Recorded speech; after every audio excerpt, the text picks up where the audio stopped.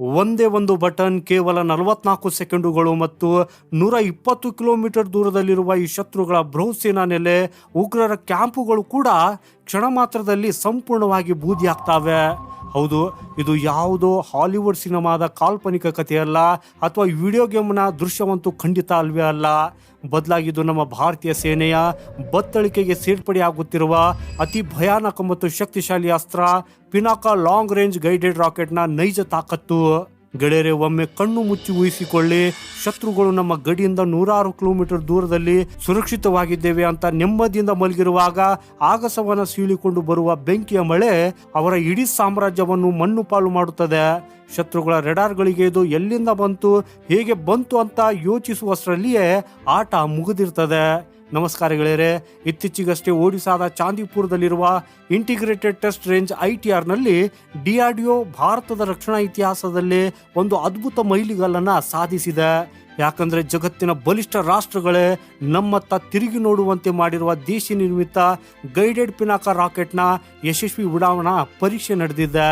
ಹಾಗೂ ಈ ಪರೀಕ್ಷೆಯು ಎಷ್ಟರ ಮಟ್ಟಿಗೆ ಯಶಸ್ವಿಯಾಗಿದೆ ಅಂದರೆ, ರಕ್ಷಣಾ ಸಚಿವಾಲಯವೇ ಅಧಿಕೃತವಾಗಿದ್ದು ಟೆಕ್ಸ್ಟ್ ಬುಕ್ ಪ್ರಿಸಿಷನ್ನಲ್ಲಿ ತನ್ನ ಗುರಿಯನ್ನ ಧ್ವಂಸ ಮಾಡಿದೆ ಅಂತ ಘೋಷಿಸಿದೆ. ಅಂದರೆ ನಿಗದಿಪಡಿಸಿದ ಟಾರ್ಗೆಟ್ನಿಂದ ಕೂದಲೆಳೆಯಷ್ಟು ವ್ಯತ್ಯಾಸವಿಲ್ಲದೆ ಕರಾರುವಕ್ಕಾಗಿ ಅಪ್ಪಳಿಸಿದೆ.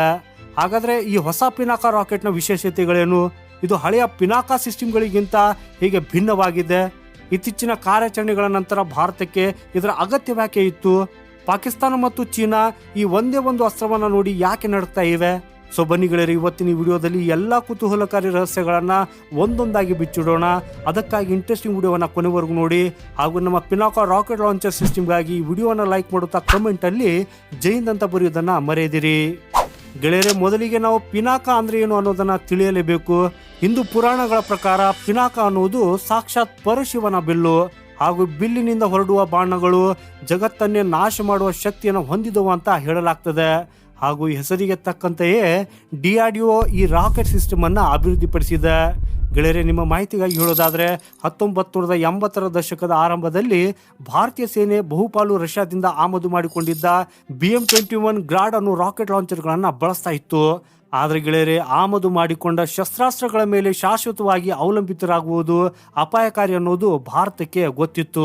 ಸೊ ನಮಗೆ ನಮ್ಮದೇ ಆದ ಸಂಪೂರ್ಣ ಸ್ವದೇಶಿ ನಿರ್ಮಿತ, ನಮ್ಮ ಭೌಗೋಳಿಕ ಪರಿಸ್ಥಿತಿಗಳಿಗೆ ಹೊಂದುವಂತಹ ಮತ್ತು ರಷ್ಯಾದ ಅಸ್ತ್ರಗಳಿಗಿಂತ ಹೆಚ್ಚು ಶಕ್ತಿಶಾಲಿ ಅಸ್ತ್ರದ ಅಗತ್ಯವಿತ್ತು.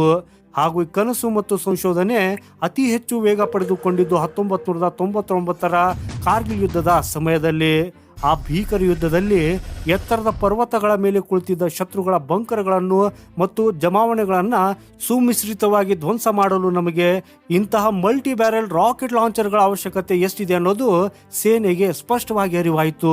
ಕಾರ್ಗಿಲ್ ಯುದ್ಧದ ಸಮಯದಲ್ಲಿಯೇ ಪಿನಾಕದ ಆರಂಭಿಕ ಮಾದರಿಗಳನ್ನು ಯಶಸ್ವಿಯಾಗಿ ಬಳಸಲಾಗಿತ್ತು. ಸೊ ಅಲ್ಲಿಂದ ಶುರುವಾದ DRDO ವಿಜ್ಞಾನಿಗಳ ಸತತ ತಪಸ್ಸು ಇವತ್ತಿಗೆ ಜಗತ್ತಿನ ಅತ್ಯುತ್ತಮ ರಾಕೆಟ್ ಸಿಸ್ಟಮ್ ಒಂದನ್ನು ಸೃಷ್ಟಿಸುವಲ್ಲಿ ಯಶಸ್ವಿಯಾಗಿದೆ. ಆದರೆ ಗೆಳೆಯರೆ, ಈಗ ಪರೀಕ್ಷೆ ಆಗಿರುವ ಪಿನಾಕ ಮತ್ತು ಕಾರ್ಗಿಲ್ ಯುದ್ಧದಲ್ಲಿ ಬಳಸಿದ ಪಿನಾಕ ಒಂದೇ ಅಲ್ಲ. ಹಳೆಯ ಪಿನಾಕ ಮಾರ್ಕ್ 1 ಕೇವಲ 38 ಕಿಲೋಮೀಟರ್ ದೂರದವರೆಗೆ ಮಾತ್ರ ದಾಳಿ ಮಾಡಬಲ್ಲ ಸಾಮರ್ಥ್ಯವನ್ನು ಹೊಂದಿತ್ತು. ಇದಷ್ಟೇ ಅಲ್ಲ, ಅದು ಅನ್ಗೈಡೆಡ್ ರಾಕೆಟ್ ಆಗಿತ್ತು. ಅಂದರೆ ಒಂದು ಬಾರಿ ಗುರಿಯತ್ತ ಫೈರ್ ಮಾಡಿದ ಮೇಲೆ ಅದು ಗಾಳಿಯ ವೇಗ ಅಥವಾ ಬೇರೆ ಕಾರಣಗಳಿಂದ ಸ್ವಲ್ಪ ಗುರಿ ತಪ್ಪಿದ್ರೂ ಅದರ ದಿಕ್ಕನ್ನು ಮಧ್ಯದಲ್ಲಿ ಬದಲಾಯಿಸುವುದಕ್ಕೆ ಸಾಧ್ಯವಿರಲಿಲ್ಲ. ಸೊ ಆ ಕಾರಣಕ್ಕಾಗಿ ಸೇನೆ ಒಂದೇ ಪ್ರದೇಶದ ಮೇಲೆ 10 ರಾಕೆಟ್ಗಳನ್ನು ಒಟ್ಟಿಗೆ ಹಾರಿಸ್ತಾ ಇತ್ತು. ಆದರೆ ಈಗ DRDO ಮತ್ತು armament research and development establishment ERDE ಜಂಟಿಯಾಗಿ ಅಭಿವೃದ್ಧಿಪಡಿಸಿರುವ ಲಾಂಗ್ ರೇಂಜ್ ಗೈಡೆಡ್ ಪಿನಾಕ ರಕ್ಷಣಾ ತಂತ್ರಜ್ಞಾನದಲ್ಲಿ ಒಂದು ಕ್ರಾಂತಿಯನ್ನೇ ಸೃಷ್ಟಿಸಿದೆ. ಹಾಗೂ ಈ ಹೊಸ ರಾಕೆಟ್ನ ರೇಂಜನ್ನು 75 ಕಿಲೋಮೀಟರ್ಗಳಿಂದ ಹಿಡಿದು 120 ಕಿಲೋಮೀಟರ್ವರೆಗೆ ವಿಸ್ತರಿಸಲಾಗಿದೆ. ಅಂದರೆ ಹಳೆಯ ಸಾಮರ್ಥ್ಯಕ್ಕಿಂತ 3 ಪಟ್ಟು ಹೆಚ್ಚು ದೂರ. ಗೆಳೆಯರೆ, ಇದರ ಅತಿ ದೊಡ್ಡ ಶಕ್ತಿ ಇರುವುದು ಕೇವಲ ದೂರದಲ್ಲಿ ಅಷ್ಟೇ ಅಲ್ಲ, ಬದಲಾಗಿ ಇದರ ಮೆದುಳಿನಲ್ಲಿ, ಅಂದರೆ ಗೈಡೆನ್ಸ್ ವ್ಯವಸ್ಥೆಯಲ್ಲಿ. ಈ ಹೊಸ ರಾಕೆಟ್ಗಳಲ್ಲಿ ಅತ್ಯಾಧುನಿಕ ಇನರ್ಷಿಯಲ್ ನ್ಯಾವಿಗೇಷನ್ ಸಿಸ್ಟಮ್ INS ಮತ್ತು ಭಾರತದ ಹೆಮ್ಮೆಯ ಸ್ವದೇಶಿ ಉಪಗ್ರಹ ಆಧಾರಿತ GPS ಆಗಿರುವ ನ್ಯಾವಿಕ್ ತಂತ್ರಜ್ಞಾನವನ್ನು ಅಳವಡಿಸಲಾಗಿದೆ. ಹಾಗೂ ಇದರ ಅರ್ಥವೇನು ಅಂದರೆ, ಈ ರಾಕೆಟ್ ಆಕಾಶಕ್ಕೆ ಹಾರಿದ ನಂತರವೂ ಸ್ಯಾಟಲೈಟ್ಗಳ ಜೊತೆ ಸಂಪರ್ಕದಲ್ಲಿರ್ತದೆ. ಹಾರುತ್ತಿರುವಾಗಲೇ ತನ್ನ ಗುರಿಯನ್ನು ನಿರಂತರವಾಗಿ ಟ್ರ್ಯಾಕ್ ಮಾಡಿಕೊಂಡು ತನ್ನ ಪಥವನ್ನು ತಾನೇ ಸರಿಪಡಿಸಿಕೊಂಡು ಶತ್ರುವಿನ ತಲೆಯ ಮೇಲೆ ಕರಾರುವಕ್ಕಾಗಿ ಬೀಳುತ್ತದೆ.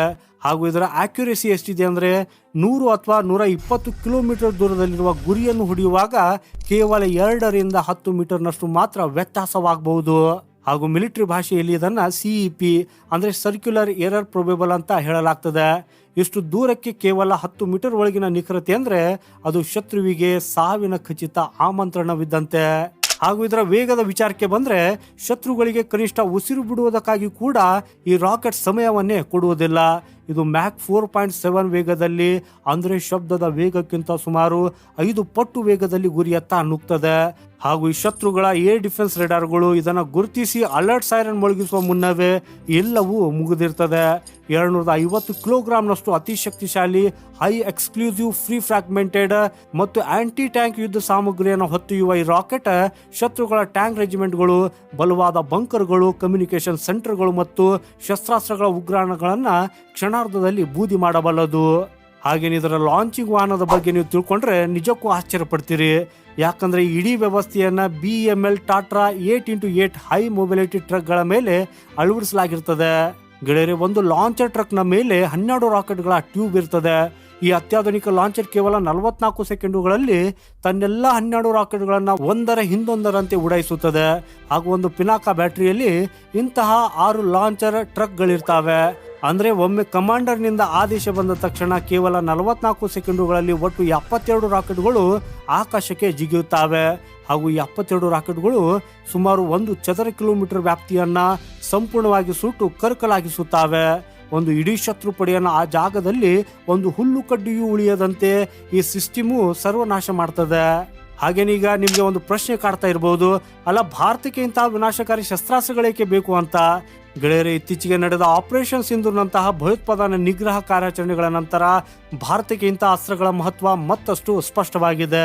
ಯಾಕಂದ್ರೆ ಉರಿ ಮತ್ತು ಪುಲ್ವಾಮಾದಂತಹ ದಾಳಿಗಳ ನಂತರ ಗಡಿಯಾಚೆಗಿರುವ ಉಗ್ರರ ನೆಲೆಗಳನ್ನು ಸರ್ವನಾಶ ಮಾಡುವುದಕ್ಕಾಗಿ ಭಾರತ ದಿಟ್ಟ ಹೆಜ್ಜೆಗಳನ್ನ ಇಟ್ಟಿದೆ.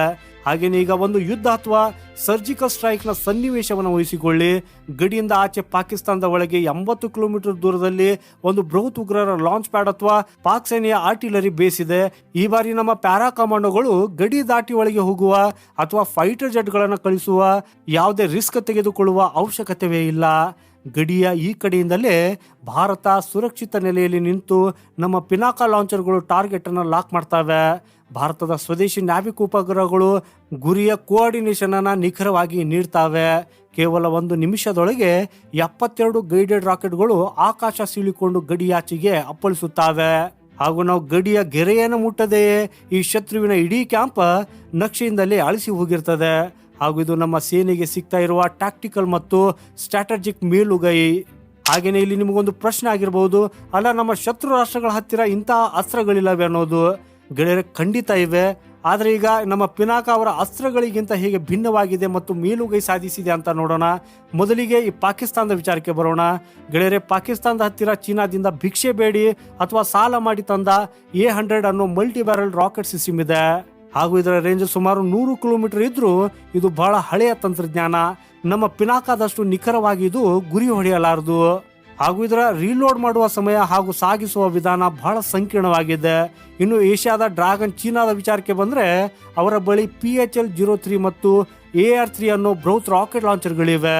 ಈ PHL-03 ಅನ್ನೋದು ರಷ್ಯಾದ ಹಳೆಯ ಸ್ಮರ್ಚ್ ತಂತ್ರಜ್ಞಾನದ ಕಾಪಿ ಆಗಿದ್ದು 130 ಕಿಲೋಮೀಟರ್ ವರೆಗೆ ದಾಳಿ ಮಾಡಬಲ್ಲದು. ಆದರೆ ಚೀನಾದ ಈ ರಾಕೆಟ್ ಸಿಸ್ಟಮ್ಗಳು ಗಾತ್ರದಲ್ಲಿ ಅತಿ ದೊಡ್ಡದು, ತೂಕ ಹೆಚ್ಚು ಮತ್ತು ನಿರ್ವಹಣೆ ಬಹಳ ದುಬಾರಿ.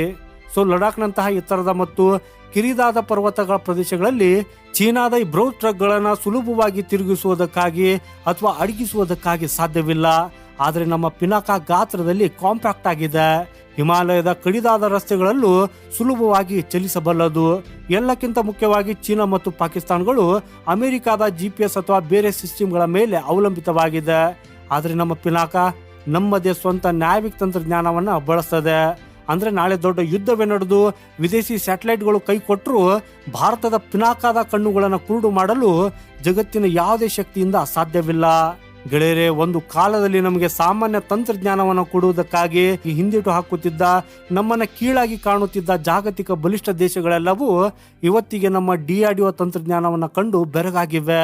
ನಮ್ಮ ವಿಜ್ಞಾನಿಗಳ ಹಗಲಿರುಳಿನ ಪರಿಶ್ರಮ, ಭಾರತೀಯ ಸೇನೆಯ ಶೌರ್ಯ ಮತ್ತು ಸಂಪೂರ್ಣ ಸ್ವಾವಲಂಬನೆಯೆಡೆಗೆ ಭಾರತದ ದೃಢ ಸಂಕಲ್ಪ ಇವತ್ತಿಗೆ ಪಿನಾಕದ ರೂಪದಲ್ಲಿ ಆಗಸೆಗೆ ನೆಗೆದು ಬೆಂಕಿಯುಗುಳುತ್ತಿದೆ. ಚಳಿ, ಮಳೆ, ಹಿಮ, ಬಿಸಿಲು ಅನ್ನದೆ ನಮ್ಮ ದೇಶದ ಗಡಿಯಲ್ಲಿ ನಿದ್ದೆ ಬಿಟ್ಟು ಕಾವಲು ಕಾಯುವ ನಮ್ಮ ವೀರ ಯೋಧರಿಗೆ ಪಿನಾಕದಂಥ ಬ್ರಹ್ಮಾಸ್ತ್ರಗಳು ಮತ್ತಷ್ಟು ನೈತಿಕ ಸ್ಥೈರ್ಯ ಮತ್ತು ಶಕ್ತಿಯನ್ನು ತುಂಬಲಿ, ಶತ್ರುಗಳ ಎದೆಯಲ್ಲಿ ನಡುಕ ಹುಟ್ಟಿಸಲಿ ಅಂತ ನಾವೆಲ್ಲರೂ ಹೆಮ್ಮೆಯಿಂದ ಹಾರೈಸೋಣ. ಸೊ ಗೆಳೆಯರಿ, ಇವತ್ತಿನ ರೋಚಕ ಮತ್ತು ಜ್ಞಾನವರ್ಧಕ ಮಾಹಿತಿ ನಿಮ್ಗೆ ಇಷ್ಟವಾಗಿದ್ರೆ ನಮ್ಮ ವಿಡಿಯೋನ ತಪ್ಪದೆ ಲೈಕ್ ಮಾಡಿ. ಭಾರತದ ಈ ಅದ್ಭುತ ಸಾಧನೆಯ ಬಗ್ಗೆ ನಿಮ್ಮ ಕುಟುಂಬದವರಿಗೆ, ಸ್ನೇಹಿತರಿಗೆ ವಾಟ್ಸಾಪ್, ಫೇಸ್ಬುಕ್ಗಳಲ್ಲಿ ವಿಡಿಯೋವನ್ನು ಶೇರ್ ಮಾಡುವ ಮೂಲಕ ಎಲ್ರಿಗೂ ತಿಳಿಸಿ. ಹಾಗೂ ನಮ್ಮ DRDO ವಿಜ್ಞಾನಿಗಳ ಈ ಸಾಧನೆ ಮತ್ತು ಭವಿಷ್ಯದ ಪಿನಾಕ ಯೋಜನೆಗಳ ಬಗ್ಗೆ ನಿಮ್ಮ ಅನಿಸಿಕೆಗಳನ್ನು ಕೆಳಗೆ ಕಾಮೆಂಟ್ ಮಾಡಿ. ಹಾಗೂ ನಮ್ಮ ಚಾನೆಲ್ನ ಇಂಥ ಮತ್ತಷ್ಟು ರಾಷ್ಟ್ರೀಯ, ಭೌಗೋಳಿಕ ಮತ್ತು ರಕ್ಷಣಾ ವಿಡಿಯೋಗಳಿಗಾಗಿ ಈಗಲೇ ಸಬ್ಸ್ಕ್ರೈಬ್ ಆಗಿ ಹಾಗೂ ಬೆಲ್ ಐಕಾನ್ ಒತ್ತುವುದನ್ನು ಮರೆಯದಿರಿ. ಸಿಗೋಣ ಮುಂದಿನ ಮತ್ತೊಂದು ಇಂಟ್ರೆಸ್ಟಿಂಗ್ ಮಾಹಿತಿಯೊಂದಿಗೆ. ವಂದೇ ಮಾತರಂ. ಭಾರತ್ ಮಾತಾ ಕಿ ಜೈ.